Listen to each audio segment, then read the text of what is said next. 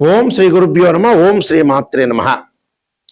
మే 21వ తారీఖు నుంచి 30వ తారీఖు వరకు కూడా మేషాది ద్వాదశ రాశుల యొక్క ఫలితాలు ఏ విధంగా ఉన్నాయో తెలుసుకుందాం. ప్రధానంగా గ్రహగతుల్ని మనం చూసినట్లయితే కుజుడు మేషరాశిలో, వృషభంలో రవి బుధులు, మిథునంలో శుక్ర గురువులు, అలానే కుంభంలో రాహు, మీనంలో శని, సింహంలో కేతు యొక్క సంచారం. ఈ గ్రహగతుల్ని మనం చూసినట్లయితే ప్రధానంగా మేషాది ద్వాదశ రాశుల వాళ్ళకి ఏ విధంగా ఉండబోతుంది, ఉద్యోగపరంగా, వ్యాపారపరంగా, ఆరోగ్యపరంగా, కోర్టు సమస్యలు, సంతానము, వివాహము, ప్రమాదాలు, అలానే నిరుద్యోగులకు ఉద్యోగ అవకాశాలు, అలానే వస్తువులు కొనుగోలు చేయటం, క్రయ విక్రయాలు, ఇలాంటి మొదలగునవన్నీ కూడా ఏ విధంగా ఉండబోతున్నాయి అంటే జీవితంలో ఎలాంటి సాధించబోతున్నాడు, ఎలాంటివి, దానిలో నెగిటివ్ ఏంది, పాజిటివ్ ఏంది, ఖచ్చితంగా జీవితంలో నెగిటివ్ తెలుసుకోవాల్సిన అవసరం ఖచ్చితంగా ఉంటుంది లైఫ్లో. ఆ నెగిటివ్ని మనం పాజిటివ్ చేసుకోవటం ఎలాగా అనేది ఆలోచన చేస్తేనే మన లైఫ్ అనేది ముందుకు వెళ్ళే అవకాశం ఖచ్చితంగా ఉంటుంది. ఎప్పుడు కూడా మనం పాజిటివ్ అనేది కాదు, ఇక్కడ పాజిటివ్ అనేది సహజంగా మీకు తెలిసిన విషయమే. కానీ నెగిటివ్ని పాజిటివ్ చేసుకొని మనం సూపర్ స్టార్స్ కావటం ఎలాగా అంటే శ్రేయ లోపం మెరుగుట పెద్ద విద్య, లోపం ఎరిగిన వాడే పూర్ణవుతాట. అంటే మన లోపాలని మనం సవరణ చేసుకొని ముందుకెళ్తే జీవితం అనేది సార్థకత అవుతుంది. అంటే పిల్లల యొక్క చదువులు, వాళ్ళ వివాహాలు, మన గ్రోత్, ఎకనామిక్ గ్రోత్, ఫైనాన్షియల్ పరంగా ఉండే డెవలప్మెంట్స్, ఫారిన్ కంట్రీస్కి వెళ్ళటం, ఇలాంటివన్నీ కూడా ఏమిటి, ఏ విధంగా ఉండబోతున్నాయి అంటే అనవసరమైన ఖర్చులు పెడుతున్నామా, అనవసరమైన బిజినెస్ చేస్తున్నామా, అలానే అనవసరంగా అధిక ప్రయాణాలు చేస్తున్నామా, అనవసరంగా వేరే వాళ్ళకి డబ్బులు ఇస్తున్నామా, ఫారెన్లో వెళ్ళి సెటిల్మెంట్ కాని వ్యక్తులు కూడా డబ్బులు ఖర్చు పెట్టి ఫారెన్కి వెళ్ళే అవకాశాలు ఉంటాయి. మరి ఇండియాలో ఉండటం మంచిదా, అబ్రాడ్ వెళ్ళటం మంచిదా? ఎక్కడ అనవసరమైన టైం వేస్ట్ చేసుకోకుండా, కాలయాపన చేసుకోకుండా లైఫ్ని కరెక్ట్ సమయంలో మనం లీడ్ చేసుకుని లైఫ్ని ఎన్హాన్స్ చేసుకొని మనం ముందుకెళ్తే మనం ఖచ్చితమైన మంచి రిజల్ట్స్ వచ్చే అవకాశాలు ఖచ్చితంగా ఉంటాయి. అంటే జీవితంలో అనవసరమైన టైం వేస్ట్ చేసుకోకుండా లైఫ్ని ముందుకు తీసుకుని వెళ్తే మనకు మంచి ఫలితాలు వచ్చే అవకాశం ఉంటుంది. కాబట్టి ఈ 10 రోజుల పాటు ఏ విధంగా ఉండబోతుంది, ద్వాదశ రాశుల యొక్క ఫలితాలు తెలుసుకుందాం. ఈ 10 రోజుల పాటు వృశ్చిక రాశి వారికి ఏ విధంగా ఉండబోతుంది. వృశ్చిక రాశి వారికి ప్రధానంగా వచ్చే స్థానచలనం జరగటం, అలానే స్థానచలనంతో పాటు ఉద్యోగ ప్రయత్నాలు, నిరుద్యోగులకు మంచి ఉద్యోగ అవకాశాలు, ఉద్యోగంలో కొంత ప్రమోషన్లు రావటం, అలా రాహు యొక్క బలం వల్ల తల్లి యొక్క ఆరోగ్య విషయంలో కానీ, కుటుంబంలో గొడవలు రాకుండా, వాహన ప్రమాదాలు జరగకుండా చూసుకోవాలి. అయితే పిత్రార్జితం బాగా కలిసి వచ్చే అవకాశం ఒకటి ఉంటుంది. ఎందుకంటే షష్టమంలో కుజుడి యొక్క సంచారం వల్ల కెమికల్ కంపెనీ వాళ్ళకి కానీ, మెడికల్ షాప్ వాళ్ళకి కానీ, రక్షణ శాఖ కానీ, న్యాయ వ్యవస్థకు కానీ, న్యాయవాదులకు కానీ అనుకూలంగా ఉంటుంది. అంటే పిత్రార్జితం బాగా కలిసి రావటం, కోర్టు సమస్యలు పరిష్కారం కావటం, అలానే వ్యాపార పరంగా కూడా అనుకూలంగా ఉండే అవకాశాలు ఎక్కువ ఉంటుంది. కానీ డబ్బులు వస్తాయి, కొంత ఖర్చు జరిగే అవకాశాలు కూడా ఎక్కువ ఉంటాయి. అంటే కొత్త ప్రయత్నాలు సఫలీకృతం అవుతుంది, వ్యాపారంలో లాభాదేవీలు బాగుంటాయి, వాళ్ళు అనుకున్న కోరికలు, సమస్యలన్నీ కూడా తెలివితేటలతోటి అధిగమించే అవకాశం ఉంటుంది. వ్యాపారంలో విశేషమైన లాభాలు, అనేక నిర్ణయాలు తీసుకునే అవకాశం ఉంటుంది. కొన్ని విషయాల్లో పరీక్షాకాలం అని చెప్పుకోవచ్చు. ఓర్పుగా వ్యవహరించి ముందుకెళ్తే మన లైఫ్ని లీడ్ చేసుకునే అవకాశాలు ఖచ్చితంగా ఉంటాయి. అంటే ప్రతి విషయంలో కూడా కొంత జాగ్రత్త వహించి ముందుకు వెళ్ళాలి. శుభ కార్యక్రమాలు కొంత వాయిదా పడే అవకాశాలు ఉంటాయి.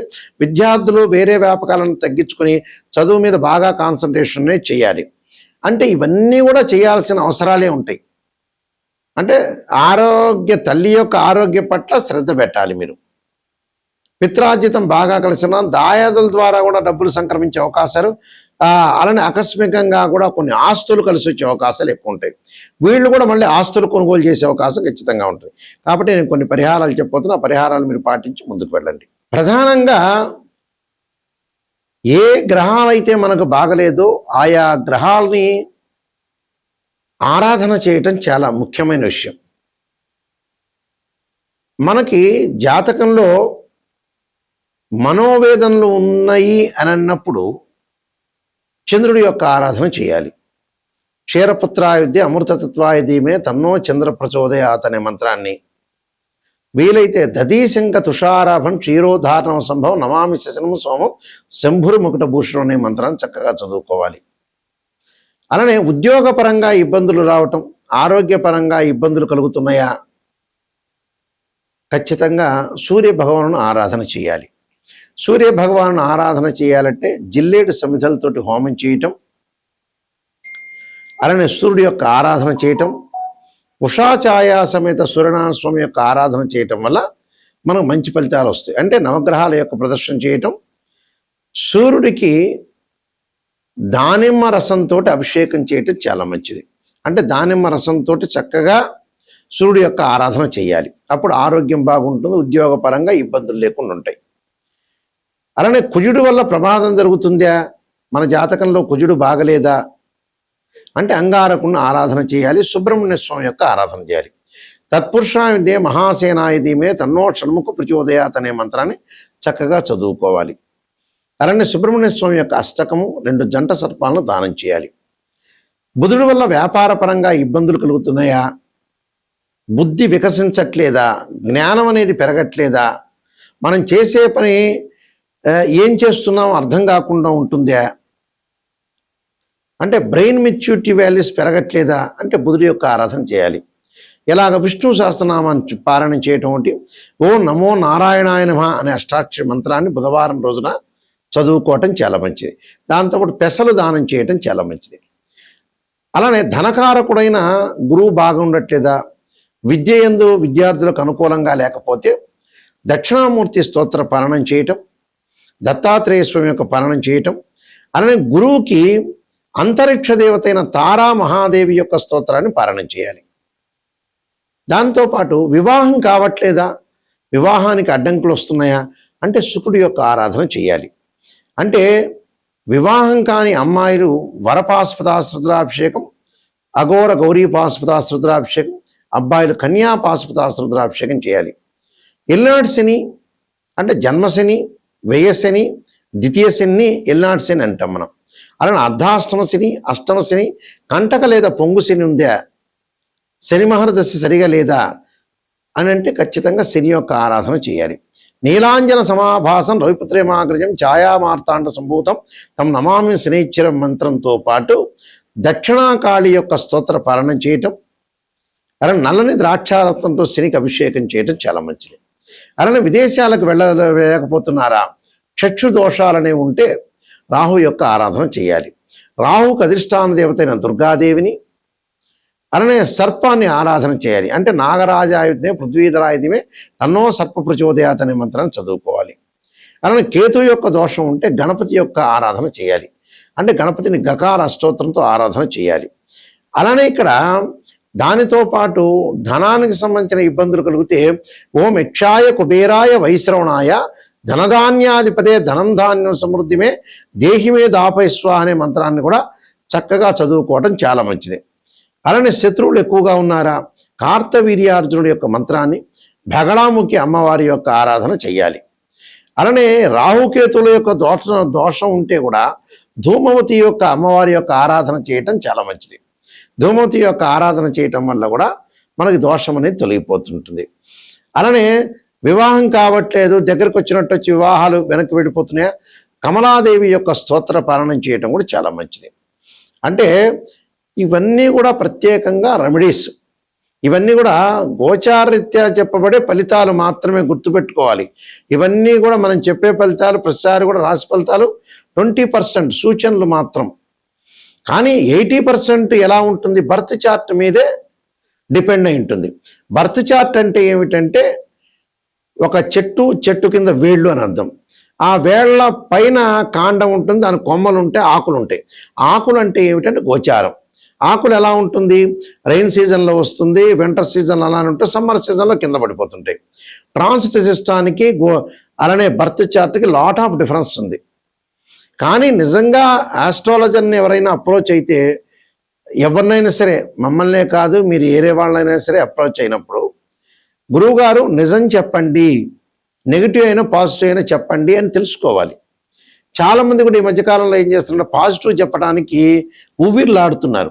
ఆహా, ఆ ఆస్ట్రాలజర్ నాకు పాజిటివ్ చెబుతున్నారేమో, మరి అద్భుతంగా చెబుతారు, నేనంతా నెగిటివ్ అయితే నేను వినలేను, ఆ చెవులకి నాకు నెగిటివ్ ఎక్కదు అని ఆలోచన చేసేవాళ్ళు చాలామంది ఎక్కువ ఉన్నారు. దానివల్ల ఆస్ట్రాలజర్స్కి నష్టం ఉండదు. ఆస్ట్రాలజర్స్ మిమ్మల్ని పొగుడుతుంటారు, మీరు హ్యాపీగా 10 నిమిషాల్లో కన్సల్టింగ్ ఫీజు ఇస్తారు, ఆ 10 నిమిషాల్లో హ్యాపీగా ఫీల్ అవుతారు. కానీ ఒకరోజు 1 గంట హ్యాపీ కాదు అది. నిజంగా జీవితంలో తెలుసుకుంటే, నెగిటివ్ని తెలుసుకుంటే దాన్ని సర్దిద్దుకునే అవకాశం ఖచ్చితంగా ఉంటుంది. ఆ విషయాలు ప్రతి వాళ్ళు కూడా గమనించాలి. చాలామంది కూడా ఆలోచన చేస్తున్నారు నెగిటివ్ నెగిటివ్ నెగిటివ్ అని. పాజిటివ్ పాజిటివ్ ఆలోచన. పాజిటివ్ ఏముందండి, పాజిటివ్ మీకు తెలిసిందే. మీకు ఎంత ఉద్యోగం ఉంటుందో తెలుస్తుంది, మీ జీవిత చరిత్ర ఏందో మీకే తెలుస్తుంది. కానీ రాబోయే రోజుల్లో నెగిటివ్ ఎలా ఉండబోతుంది, దశలు అంతర్దశలు ఎలా ఉంటాయి, 16 లగ్న కుండల్ని అనాలిసిస్ చేయటము, అలానే 16 లగ్న కుండల్లో కూడా డివిజనబుల్ చార్ట్స్ ఉంటాయి డిగ్రీలో. మ్యాథమెటికల్ క్యాల్కులేషన్ చేయాలి. చేసి జాతకాన్ని ఏ విధంగా ఉండబోతుంది, ఉద్యోగం ఎలా ఉండబోతుంది, వివాహం ఎలా ఉండబోతుంది, ఆరోగ్యపరంగా ఎలా ఉండబోతుంది, దానిలో సర్పదోషాలని, కాలసర్పదోషాలని, పునర్భవ దోషాలు ఉన్నాయా లేదని టెస్ట్ చేసుకోవాలి. లేకపోతే వెల్ అండ్ గుడ్. ఒక అమ్మాయి యొక్క వివాహాన్ని కానీ అబ్బాయి యొక్క వివాహాన్ని కానీ అనాలిసిస్ చేసేటప్పుడు రాశిచక్రము, భావచక్రం, నవాంశము D9 చార్ట్ ఉంటుంది. అలానే దశలు అంతర్దశలు అనాలిసిస్ చేయాలి. ఒక వృత్తిపరంగా మనం ఉండాలి, ఎలా ఉండాలి, ఆ వృత్తి కలిసి వస్తుందా లేదా అంటే రాశిచక్రము, భావచక్రం, దశమాంశ చక్రము, దశలు అంతర్దశలు. సంతానం కలుగుతుందా లేదంటే రాశిచక్రము, సప్తమాంశ చక్రం, భావచక్రం, దశలు అంతర్దశలు. ఇవి కంపల్సరీ కూడా అనాలిసిస్ చేయాలి. ఇంకా డీప్గా స్టడీ చేస్తే అష్టవర్గును కూడా మనం డీప్గా స్టడీ చేయొచ్చు. అంటే ఆస్ట్రాలజీలో రకరకాల పద్ధతులు ఉన్నాయి. కేపీ సిస్టమ్ అని, బివి రామన్ అని, వైదిక ఆస్ట్రాలజీ అని, ఇంత సబ్జెక్ట్ ఉంది. డిగ్రీలో క్యాలిక్యులేషన్ చేసేటప్పుడు ఉదాహరణకి గురువు ఉంటాడు. గురువు మకర రాశిలో 5 డిగ్రీలు ఉచ్చ, 5 డిగ్రీల వరకు నీచ, 5 డిగ్రీల వరకు నీచ, తర్వాత 5 డిగ్రీల తర్వాత పరమనీచ. అంటే మకర రాశిలో గురువు నీచత్వం ఉంది. అలాగా ఎక్కడైతే ఉచ్చస్థానమా, నీచస్థానమా, ద్వాదశ భావాలు, భావాధిపతులను కూడా మనం చూడాలి. అలానే భావాధిపతులు చూడాలి, రాస్యాధిపతులను చూడాలి. ఆ గ్రహం ఏదైతే ఆ గడిలో ఉన్న ఆ గ్రహం అంటే భావాధిపతి అంటే ఏమిటంటే ఆ ఇంటి ఓనర్, రాస్యాధిపతి అంటే బిల్డర్, ఆ ఇల్లు కట్టించినవాడు. ఆ గడిలో ఎవరైతే గ్రహం ఉంటుందో టెరెంట్ అని అర్థం. అంటే ఇన్ని రకాలుగా మ్యాథమెటికల్ క్యాల్కులేషన్ వేసి నిజాన్ని తెలుసుకుంటేనే జాతకం చెప్పించుకోవాలి. అబద్ధం చెప్పించుకునే వాళ్ళు ఎవ్వరు కూడా నా దగ్గరికి స్పెషల్గా మటుకు రావద్దండి. నాయకంటే మల్లికార్జున శర్మ గారి ద్వారా నేను బాగుపడాలి, నెగిటివ్ తెలుసుకోవాలి, నిజాన్ని తెలుసుకొని నేను బాగు చేసుకోవాలి నా జీవితం అనే వాళ్ళు మాత్రమే నన్ను అప్రోచ్ కండి. అలానే www.nayakanti.com ఉంది, మా వెబ్సైట్ని చూడొచ్చు. www.nayakanti.in చూడండి. నేను 15 పుస్తకాలు రాశాను. కాలసర్పయోగం, కాలసర్పయోగ చంద్రిక, రాహుకేతువులు, ఛాయాగ్రహాలు, అలానే బృహత్ పరిహార సింధు, జాతక చంద్రిక, వివాహ మార్తాండం, పుత్రగణ ప్రతివృతము, స్వప్నశాస్త్ర ఫలదీపిక, బృహత్ పరిహార సింధు, నవగ్రహ దోషాలు పోవటానికి 12 మహావిద్యలు, ఇలాంటి ప్రిడిక్షన్ ఆఫ్ ఆస్ట్రాలజీ, సర్వదేవతా గోత్రపురులు పార్ట్ 1, పార్ట్ 2, ఇలాంటి నెంబర్ ఆఫ్ ఆస్ట్రాలజీ బుక్స్ రాశాను. ఈ పుస్తకాలన్నీ కూడా రాజమండ్రి మోహన్ పబ్లికేషన్ వాళ్ళ దగ్గర దొరుకుతాయి. లేకపోతే మమ్మల్ని కూడా సంప్రదించి మా దగ్గర కూడా తీసుకోవచ్చు. కాబట్టి ఖచ్చితంగా వాస్తు బాగలేని వాళ్ళకి వాస్తు యంత్రాలు, మత్స్య యంత్రాలు కూడా మా దగ్గర ఉంటే పూజ చేసి మేము ఇస్తాము. వాస్తుపరంగా కూడా ఏదైనా దోషం ఉంటే కూడా మమ్మల్ని సంప్రదించవచ్చు. కేవలం జ్యోతిష్యమే కాదు, వాస్తు కానీ, అలానే వాస్తుపరంగా గృహ వాస్తులు కానీ, అపార్ట్మెంట్స్ కానీ, అలానే కంపెనీలు కానీ, ఏవైనా సరే వాస్తుపరంగా కూడా సంప్రదించవచ్చు. నిజాన్ని తెలుసుకోవటం చాలా ఇంపార్టెంట్. ఆ స్క్రీన్ మీద స్క్రోలింగ్ అవుతున్న నెంబర్ ఉంది, ఆ నెంబర్కి మీరు కాల్ చేయొచ్చు. డైరెక్ట్గా నా దగ్గరికి వస్తుంది ఆ కాలు. మీరు అన్నీ కూడా తెలుసుకొని, నిజాన్ని తెలుసుకొని ముందుకెళ్తే మీకు మంచి జరిగే అవకాశం ఉంటుంది. మీకు శ్రీ పరమేశ్వరుడి యొక్క కరుణాకటాక్షం ఉండాలని ఆశిస్తూ సర్వే జనా సుఖినో భవంతు.